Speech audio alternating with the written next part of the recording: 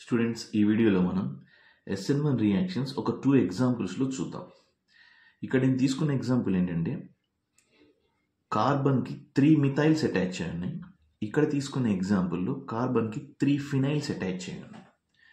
ఈ 2లో కార్బోకాటియాన్ ఎలా ఫామ్ అవుతుంది, స్టేబుల్గా ఉందా లేదా, స్టెబిలిటీకి రీజన్ ఏంటి అన్నవి మనం దీంట్లో చూద్దాం.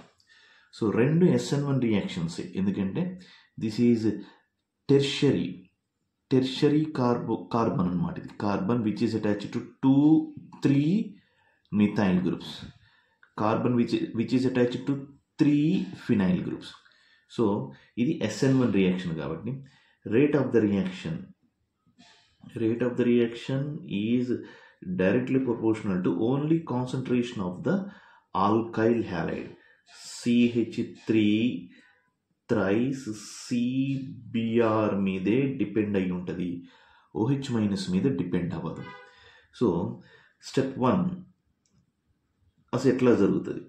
స్టెప్ 1 అంటే టెర్షరీ బ్యూటైల్ బ్రోమైడ్ అయాన్స్గా డివైడ్ అయిపోతుంది. CH3C CH3 plus Br-. ఇది స్లోగా జరుగుతుంది స్టెప్. ఇది పిరిడిన్ ప్రెజెన్స్లో జరుగుతుంది. పిరిడిన్ దేనికి యూజ్ చేస్తామంటే ఈ రియాక్షన్లో ఫామ్ అవుతున్నటువంటి యాసిడ్, ఆ యాసిడ్ని డీప్రోటనేషన్ చేయడానికి ఈ పిరిడిన్ని యూజ్ చేస్తారు. This is used for deprotonation of acid produced in the reaction. ఈ రియాక్షన్లో బై ప్రోడక్ట్ కింద యాసిడ్ ప్రొడ్యూస్ అవుతుంది అనమాట. దాన్ని టైం టు టైం రిమూవ్ చేయడానికి పిరిడిన్ని యూజ్ చేస్తారు. ఈ రియాక్షన్ స్లోగా జరుగుతుంది. So rate of the reaction మొత్తం స్లో స్టెప్ మీదే డిపెండ్ అవుతుంది కాబట్టి దీని మీద రాసాం. ఇది ఫామ్ అయ్యేటప్పుడు ఈ కార్బోకాటియాన్ స్టేబులా కాదా చూద్దాం. స్టేబుల్ అయితేనే ఫామ్ అవుతుంది. సో ఇది స్టేబుల్ కాదో చూస్తే మనం ఇక్కడ 3 మిథైల్ గ్రూప్స్ ఉన్నాయి. ఈ కార్బోకాటియాన్కి 3 మిథైల్ గ్రూప్స్ ఉన్నాయి. ఈచ్ మిథైల్ గ్రూప్ దగ్గర 3 హైపర్ కాంజుగేషన్స్ జరుగుతాయి. సో CH3 ఈ కార్బోకాటియాన్లో హైపర్ కాంజుగేషన్స్ ఉన్నాయి.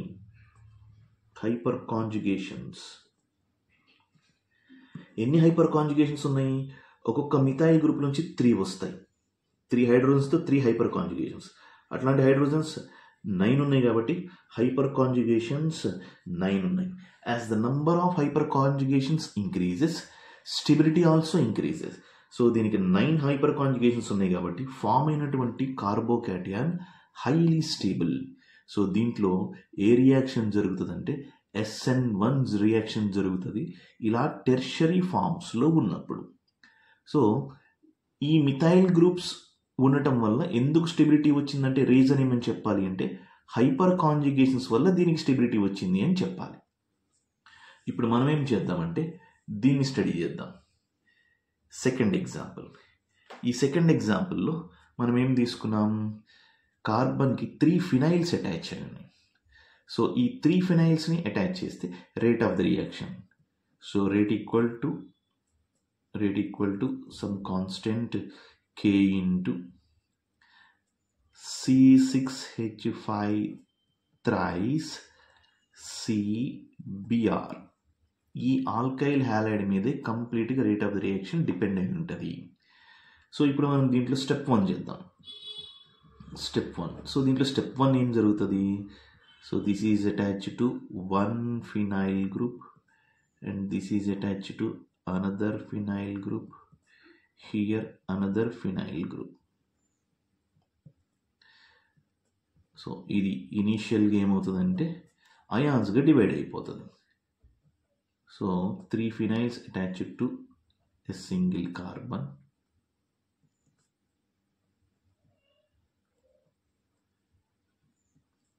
ఇది కార్బోకాటియాన్ ప్లస్ Br- ఫామ్ అవుతుంది. ఇది స్టేబుల్గా ఉంటుంది. ఇది స్టేబుల్గా ఉండటానికి రీజన్ ఏంటి? ఇందాక మనం చెప్పిన దాంట్లో రీజన్ హైపర్ కాంజుగేషన్ అని చెప్పాం. మిథైల్ గ్రూప్స్లో హైడ్రోజన్స్ వల్ల హైపర్ కాంజుగేషన్. ఇప్పుడు దీంట్లో ఫినైల్ రింగ్స్ ఉండటం వల్ల రిజొనెన్స్ జరుగుతుంది.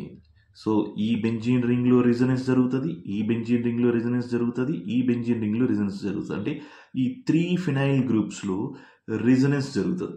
As the number of resonance structures increases, stability also increases. So ఇప్పుడు మనం దీంట్లో రీజన్ ఏమని చెప్పాలి? C3 ఫినైల్స్. దీంట్లో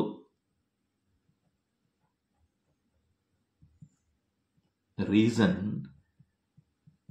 resonance structures అని చెప్పాలి. So resonance structures, due to resonance structures of resonance structures. ఎక్కడ జరుగుతున్న resonance structures? ఈ ఫినైల్ గ్రూప్స్లో resonance structures వస్తాయి. 3 ఫినైల్స్ ఉన్నాయి కాబట్టి resonance structures ఎక్కువ వస్తాయి. ఇక్కడేమో 3 ఆల్కైల్స్ అంటే మిథైల్ గ్రూప్స్ ఉన్నాయి కాబట్టి హైపర్ కాంజుగేషన్స్ ఎక్కువ వస్తాయి. ఇక్కడేమో రెజొనెన్స్ స్ట్రక్చర్స్ 3 ఫినైల్ గ్రూప్స్లో ఉన్నాయి. 3 ఫినైల్ గ్రూప్స్లో రెజొనెన్స్ స్ట్రక్చర్స్ ఉన్నాయి. సో ఇక్కడ ఫామ్ అయినటువంటి కార్బోకాటియాన్ స్టేబులే, దీంట్లో ఫామ్ అయినటువంటి కార్బోకాటియాన్ స్టేబులే. సో ఈ రెండిట్లో మనకి ఏం జరిగింది అంటే ఫస్ట్ స్టెప్లో కార్బోకాటియాన్ స్టెబిలిటీ జరిగింది. సెకండ్ స్టెప్ ఏమవుతుంది? So step 2.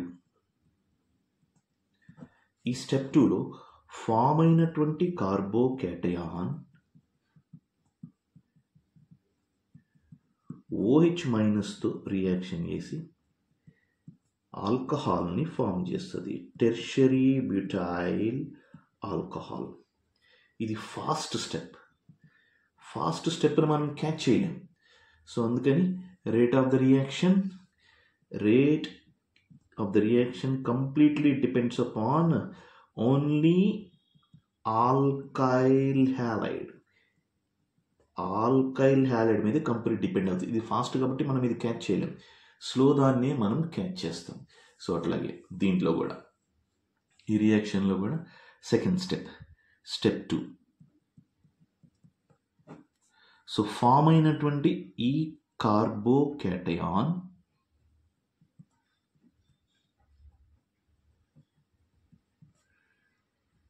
OH మైనస్తో రియాక్షన్ చేసి ఈ ఫామ్ అయిన కార్బోకాటియాన్ OH మైనస్తో రియాక్షన్ చేసి ఆల్కహాల్ని ఫామ్ చేస్తుంది, triphenyl methyl alcohol.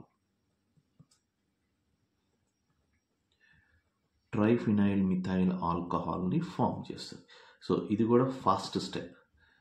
So rate of the reaction దేనిపైన డిపెండ్ అవుతుంది? Rate of the reaction, rate equal to some constant K into only concentration of alkyl halide.